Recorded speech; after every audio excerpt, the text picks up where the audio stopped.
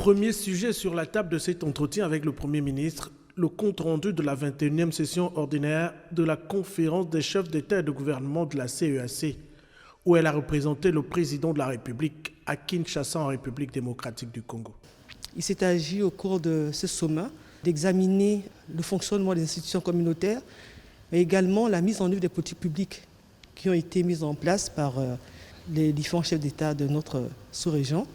Organisé récemment en visioconférence, le second sommet spécial du Forum du mécanisme africain d'évaluation par les pairs a constitué le second centre d'intérêt de cette audience. Au cours de cette réunion en visioconférence, l'État du Gabon a réaffirmé justement son engagement en matière de démocratie, de bonne gouvernance, d'état de droit et d'environnement.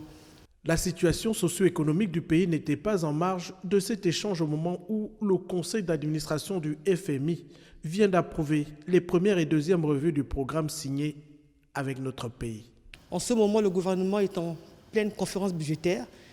Le chef de l'État a instruit le gouvernement d'accélérer la dynamique de la transformation de son économie et de fournir beaucoup plus d'efforts dans le cadre justement des projets initiés par le gouvernement sur un seul chef de l'État. Parce que selon le chef de l'État, les projets n'avancent pas très vite. Le président de la République a donc donné des instructions fermes au Premier ministre et chef du gouvernement pour accélérer la croissance et la mise en œuvre des projets engagés afin d'améliorer la qualité de vie des Gabonais.